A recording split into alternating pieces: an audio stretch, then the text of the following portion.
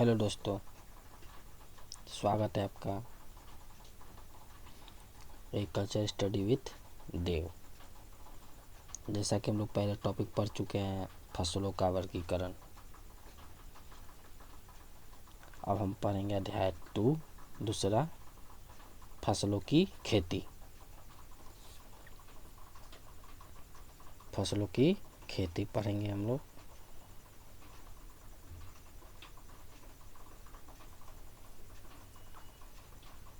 फसलों की खेती, फसलों की खेती, उसके बाद अनाज एवं धान फसलें देख लेते हैं।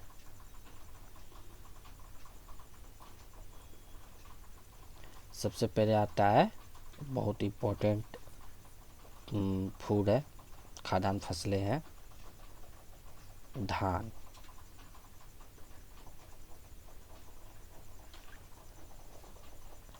धान बिहार की खाद्यान्न फसलों में से सबसे अधिक महत्वपूर्ण है। इसकी खेती बिहार के सभी जिलों में की जाती है। मुख्य रूप से बिहार में धान की खेती वर्षा के मौसम खरीफ में की जाती है। खरीफ ऋतु में धान का खेती किया जाता है। बिहार में गर्मा का मौसम और रबी ठंडे के मौसम में, जिसे बोरो धान के नाम से भी हम जानते हैं, में भी धान की खेती की जाती है। बिहार में लगभग 33 लाख हेक्टेयर में धान की खेती की जाती है, जो बिहार की कुल फसल आच्छादित क्षेत्र का लगभग 41% है।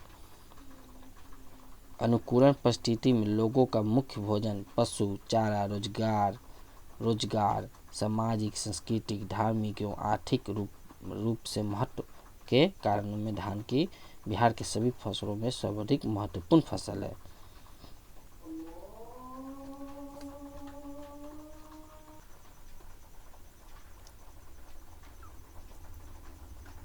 धार्मिक आर्थिक महत्व के कारण धान के सभी फसलों को सर्वाधिक महत्वपूर्ण फसल है। बिहार के लोगों के लिए धान जीवन है। Rice is a life. धान को हम लोग ओरिजा स्टाइवा भी कहते हैं। बॉटनिकल में ओराइजा स्टाइवा, बॉटनिकल में ओराइजा स्टाइवा।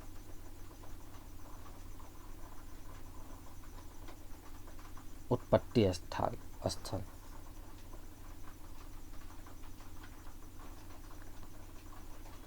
उत्पत्ति स्थल। प्राचीनतम ग्रंथ में ऋग्वेद आचार्य पार्शर द्वारा रचित कृषि संग्रह, कृषि सुदामा संवाद, हसीनापुर की खुदाई से प्राप्त संसार में चावल का प्राचीनतम अवशेष वैदिक काल से ही विभिन्न धार्मिक उत्सवों एवं पर्वों में कार्यों में चावल का उपयोग आदि के आधार पर अनेक इतिहासकारों से पुरातत्वों ने धान की उत्पत्ति स्थल भारत को माना है।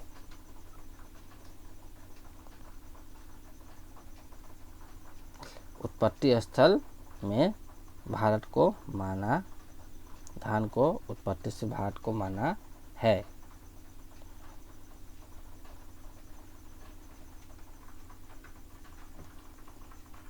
वितरण। संसार के अधिकांश धान 90% दक्षिण पूर्वी एशिया में पैदा होता है। इस भाग में भारत तथा चीन की कुल मिलकर संसार का आधा धान उत्पादित करता है। भारत और चीन मिलाकर संसार का आधा धान उत्पत्ति पैदा करता है। माने पूरा आधा भाग ही भारत और चीन ही पूरी दुनिया का आधा भाग का चावल का उत्पत्ति करता है। चौथा उत्पादन Indonesia, Vietnam, Bangladesh, Burma, Thailand, Philippines, Japan, Pakistan, Korea आदि देशों में होता है। इन क्षेत्रों के अलावा अमेरिका, अफ्रीकी एवं यूरोपीय महादेश में कुछ देशों में धान का प्रमुख उत्पादक है। भारत के सभी धान की खेती शुष्क क्षेत्र में लेकर भारी वर्षा वाले क्षेत्र में अतिरिक्त कश्मीर की घाटी तथा हिमालय के ढालों पर 3 मीटर तक, केरल के समुद्री तटीय क्षेत्रों समुद्र तल से 3 मीटर नीचे तक की जाती है।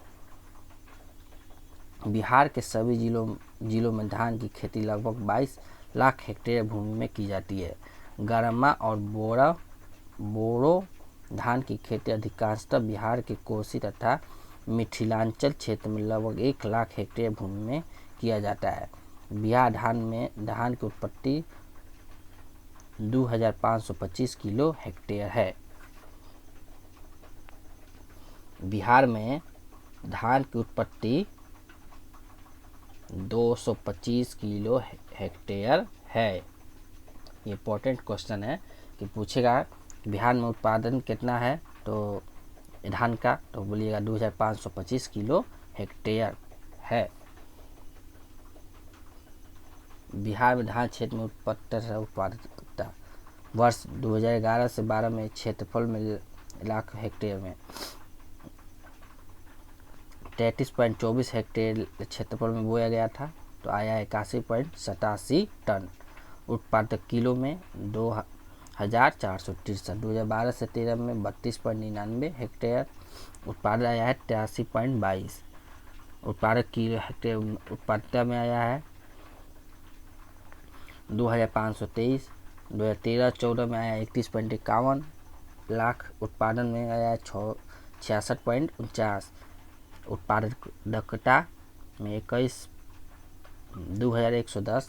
2014-15 में 32.63 एवं उत्पादन में 82.42। उत्पादकता में 25.25।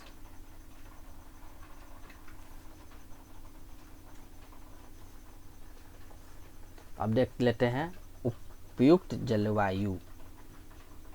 उपयुक्त जलवायु, धान का कौन सा जलवायु उपयुक्त होता है इसके बारे में जान लेते हैं।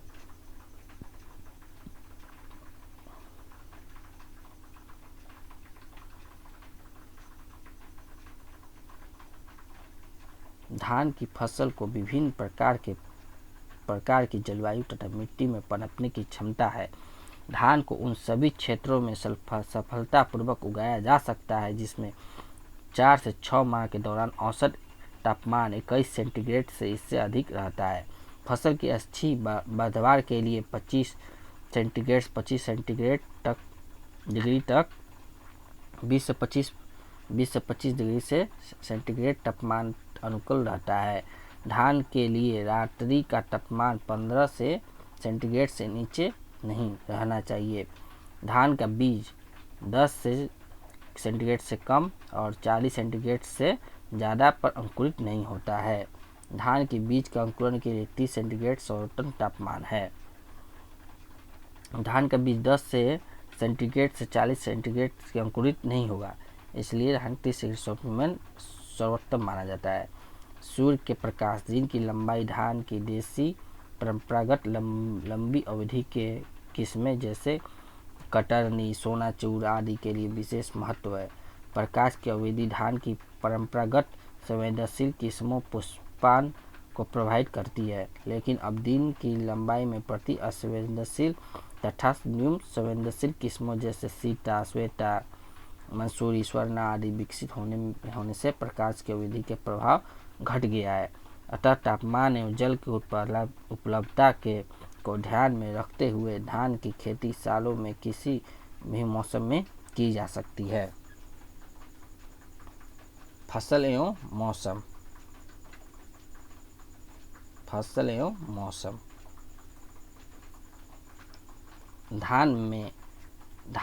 बिहार में धान की खेती मुख्यतः खरीफ में की जाती है। सिंचाई की सुविधा और तापमान अनुकूलता के अनुसार कुछ क्षेत्रों में गर्मा के शीत वसंत में भी धान की खेती की जाती है।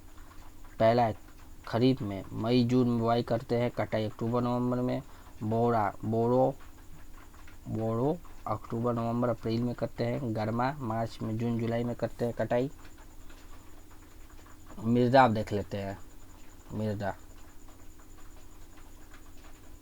धान की खेती के लिए पानी रोकने के लिए अच्छी क्षमता वाली चिकनी मिट्टी या दोमट मृदा सबसे अच्छी मानी जाती है। धान की खेती 4.0 से 7.5 से पीएच मान या इससे अधिक पीएच मान वाली मृदा में की जाती है, परंतु सबसे उपयुक्त भूमि 6.5 पीएच मान की जाती है। अनुशंसित किस्में।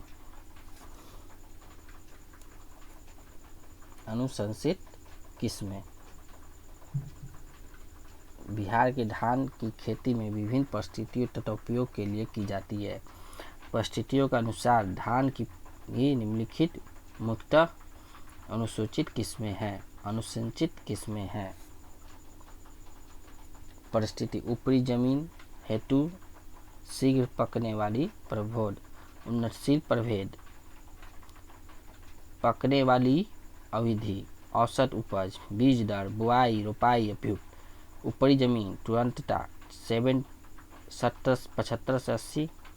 पकने की अवधि औसत है क्विंटल हेक्टेयर में है 20 से 25। बीज दर 20 किलो हेक्टेयर। बुआई का समय 25 जून से 10 जुलाई। आदर क्षेत्र 20 से 22 दिन की बिचरा 15 गुने 15 सेंटीमीटर। बौनी किस्में, सूखी सहन वाली किस्में, शुष्क सम्राट। पकने की अवधि 115 से 120। औसत उपज 35 से 40। बीज दर 20। बुआई का समय मध्य अगस्त। सबोर्डिक 110 से 115। औसत उपज 40 से 45। बीज दर 25। अगात, बुआई का समय अगेती जिसको बोला जाता है। रोपाई 20 से 15 सेंटीमीटर। दाना लंबा।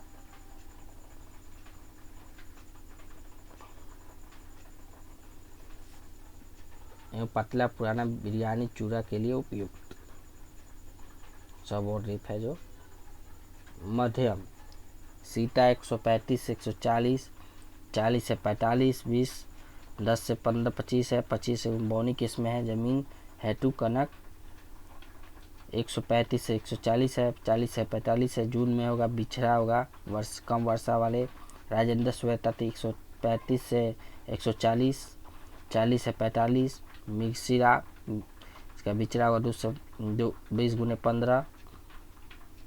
मध्यम ऊंची ज़मीन के लिए बेहतर है। नीची ज़मीन के लिए देख लेते हैं। राजश्री है, सत्यम है, राजेंद्र है, मसूरी है, MTUS है। 140 से 50 होता है। ये सबका लंबी किस्में है, बौनी किस्में हैं। ये आप नोट कर लीजिए।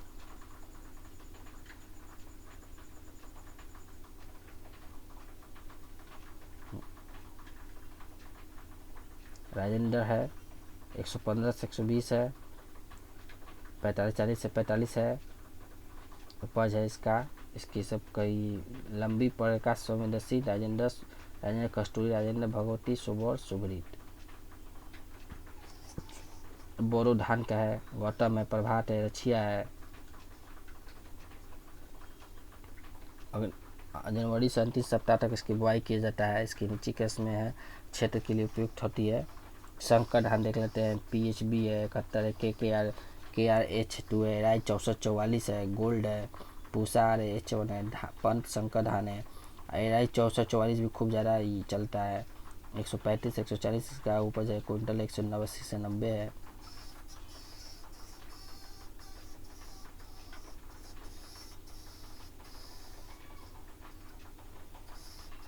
शस्य क्रियाएं,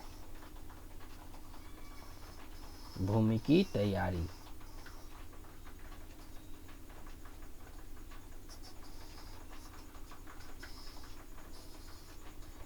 धान की खेती की विभिन्न परिस्थितियों में विभिन्न तरीकों से की जाती है। सामान्य बिहार में बिछड़ा तैयार कर रोपनी विधि से धान की खेती की जाती है। जल जमाव गहरे पानी वाले क्षेत्रों में सीधी बुआई के लिए की जाती है। वर्षा की कमी, मजदूरों का अभाव आदि कारण से धान की सीधी बुआई का प्रचलन बढ़ रहा है। सीधी बुआई या रोपनी दोनों कार्यों के लिए मशीनें के आ जाने के भूमि तैयार विशेष रूप से की जाती है। बीजस्थलीय की तैयारी।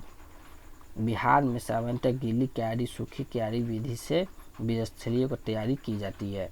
खेत में पानी भरकर या उपयुक्त नमी में अवस्था 2 से 3 बार जुताई करते हैं ताकि मिट्टी मुलायम एवं कदवा या भुरभुरी हो सके। सुविधा अनुसार बीज स्थली को ऊंची क्यारियों में बांट लेते हैं ताकि बुआई, निराई, सिंचाई, छिड़काव आदि क्रियाएं सुगमतापूर्वक की जा सके। मशीन से रोपनी करने के लिए विशेष तरीके के बीज स्थलीय तैयारी की जाती है जिसे डोपक विधि भी कहते हैं। इस खेत की जुताई की आवश्यकता नहीं होती है। खेत में सीमेंट के फर्श पर प्लास्टिक शीट, केला का पतवार ही कम से कम क्षेत्र में समय से अवधि की विधि को पौधा तैयार किया जाता है। आवश्यकता अनुसार बीज के खाद, उर्वरक, सिंचाई, दवा आदि के प्रयोग से 10 से 20 दिनों के रोपनी हेतु तय किया जाता है। जो डोपक विधि होता है, डोपक विधि, उसमें सीमेंट के फर्श पर प्लास्टिक बिछाकर या केला का पत्तों पे बीज डाल दिया जाता है। उसमें पौधा नर्सरी तैयार किया जाता है। उस नर्सरी से उसके बाद उसको हम निकाल कर खेत में डालते हैं।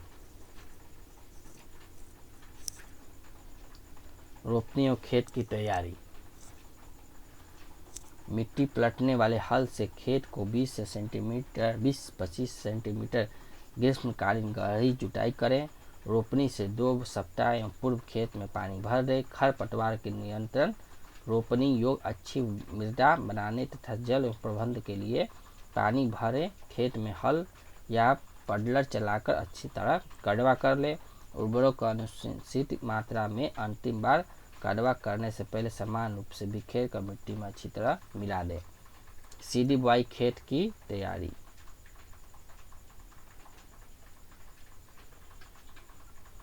धान की सीधी बुआई खेती की कड़वा सहित या कड़वा रहित दोनों अवस्थाओं में छिड़काव या पंक्तियों से की जाती है। पानी और मजदूर की कमी के कारण खेत में कड़वा करके रोपनी विधि से धान की खेती करना आलवकार और कठिन हो गया है। अतः सीधी बुआई धान की खेती के लिए अच्छा विकल्प है। धान की सीधी बुआई में अच्छा अंकुरण, फसल स्थान तथा जल प्रबंधन के दृष्टिकोण से खेत में समतल होने का अति आवश्यक है। लेजर लेबर से भूमि का समीकरण बेहतर होता है।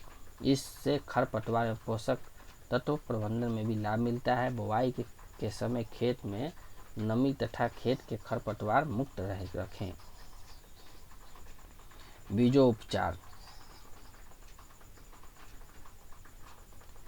एग्रोसेन जीएन या सेरसेन के बीज उपचार 2 ग्राम किलोग्राम बीज करना चाहिए।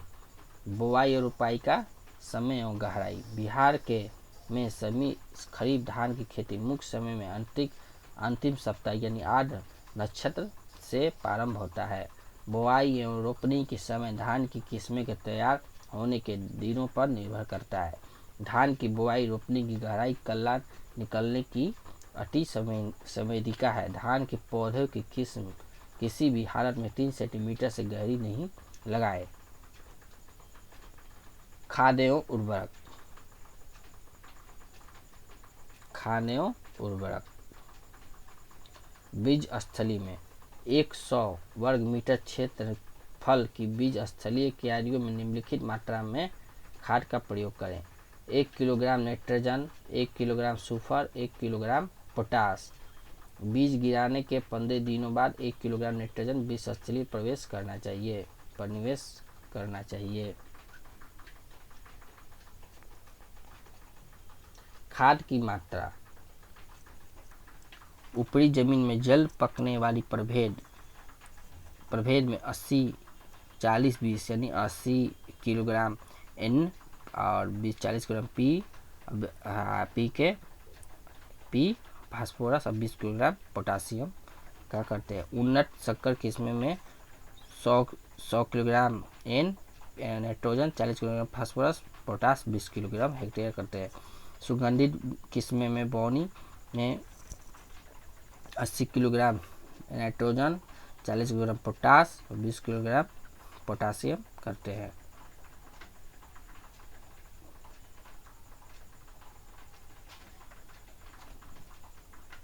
सुगंधित किस्में में 40-30-20 किलोग्राम हेक्टेयर करते हैं। कंपोस्ट जैविक खाद का प्रयोग 10 से 15 टन हेक्टेयर दर से रोपाई में 20 से 25 दिन पहले करना चाहिए।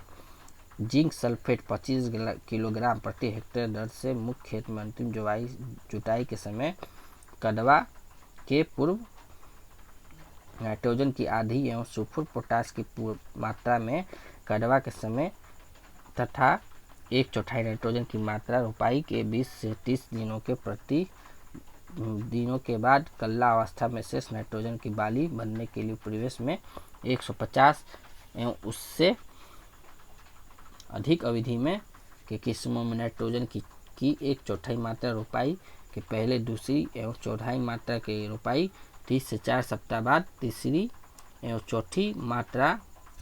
चौथाई मात्रा 5 से 6 सप्ताह के बाद, अंतिम एवं चौथी मात्रा 7 से 8 सप्ताह के बाद प्रयोग करने का अच्छा होता है।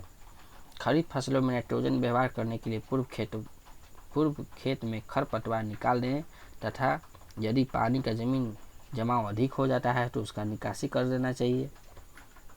अब खरपतवार नियंत्रण के बारे में जान लेते हैं। रोपाई के 40 दिनों के खेत को खरपतवार से मुक्त रखें। यांत्रिक विधि से निकाई गुड़ी सबसे उत्तम है। 20 से 25 सेंटीमीटर दूरी से रोपी धान को कोनो बीडर का प्रयोग करना बहुत फायदेमंद है। रासायनिक विधि से खरपतवार नियंत्रण के लिए दवा ब्यूटिकॉलर 50 EC, प्रेटिलाकोर 50 EC से 25 सेंटीमीटर 2.5 से 3.0 लीटर 15 लीटर सर्किट तत्व का 700 से 800 लीटर पानी में घोलकर प्रति हेक्टेयर नेपसेक स्प्रेयर से रोपाई के 2 से 4 दिनों के भीतर छिड़काव करना चाहिए। छिड़काव करते समय 1 सेंटीमीटर तक पानी लगे रहना चाहिए अथवा ब्यूटाक्लोर 50 EC 2.5 से लेकर 3.0 लीटर दवा में को 25 किलोग्राम बालू में मिलाकर प्रति हेक्टेयर रोपाई में 2 से 4 दिनों के अंदर एक समान रूप से खेतों में छींट दें। रोपाई से 15-20 दिनों के बाद विस्पा रिकवेक सोडियम 10% 2 ग्राम 20 से 25 ग्राम सक्रिय दवा को 500 से 600 लीटर पानी में घोलकर नेप सेक स्प्रेयर से छिड़काव करने से खरपतवार नियंत्रण कर सकते हैं। अब कीट के बारे में जान लेते हैं।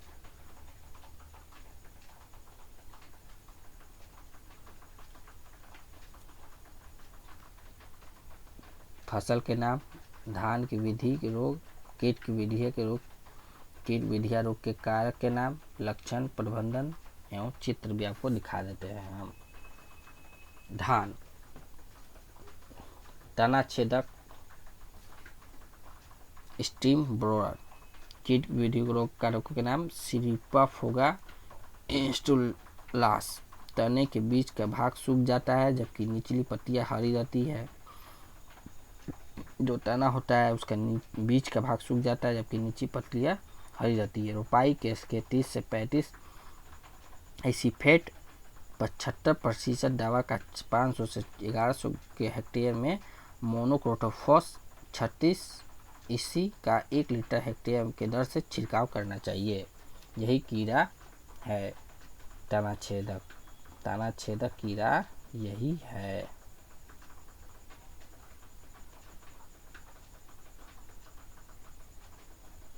धान का ब्लास्टर रोग, ये बहुत महत्वपूर्ण रोग है, ज़्यादा पाया जाता है। पायरिकोलेरिया ओराइजी। पत्तियों के ऊपर आँख या नाव के भूरे आकार के धब्बे बन जाते हैं। पुष्पों एवं दानों में धब्बे के कारण दाने का रंग काला हो जाता है। इसके लिए रसायन है एग्रोसेन GN या सेरसेन के बीज उपचार में 200 किलोग्राम बीज करना चाहिए। हीनोसान 30 EC 1 लीटर घोल कर प्रति हेक्टेयर छिड़काव करना चाहिए। अब जल प्रबंधन के बारे में देख लेते हैं। धान की खेत में हर समय पानी भरे रखना आवश्यक नहीं है। भारी बारी से खेत में पानी लगाना और खेत को हल्का सूखे देना अधिक कल्ले निकलने का अच्छा होता है। बाली निकलने से लेकर परिस्थिति तक खेत में 2 से 3 सेंटीमीटर का पानी का स्तर बनाए रखें। धान खेत में दरार ना पड़े उतनी नमी की जरूर बनाए रखें। कटाई, दौनी एवं भंडारण।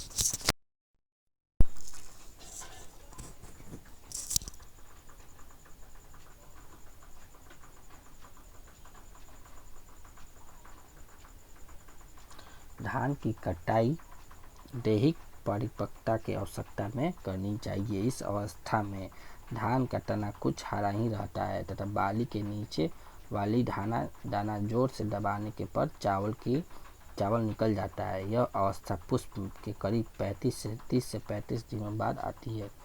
कटाई के समय दोनों में 24% तथा भंडारण 14% तक नमी रहना चाहिए। अतः धान को अच्छी तरह सुखाकर भंडारित करें और संकर धान के उत्पादन के लिए अगले वर्ष बीज के लिए ना रखें। इसका 24% भंडारण 14% नमी रहना चाहिए। अतः धान को अच्छी तरह सुखाकर भंडारित करें और संकर धान के उत्पादन के लिए अगले वर्ष बीज के लिए ना रखें। तो दोस्तों आज के लिए इतना ही। धान का हम टॉपिक आज समाप्त कर दिए। तो अब नेक्स्ट पढ़ेंगे हम लोग गेहूँ। तो ठीक है, अगर मेरा पढ़ाई अच्छा लगा हो चैनल को लाइक करें, सब्सक्राइब करें और शेयर करें। कोई दिक्कत हो तो कमेंट बॉक्स में लिखें क्या दिक्कत है, हम उसका हल करेंगे। नमस्कार।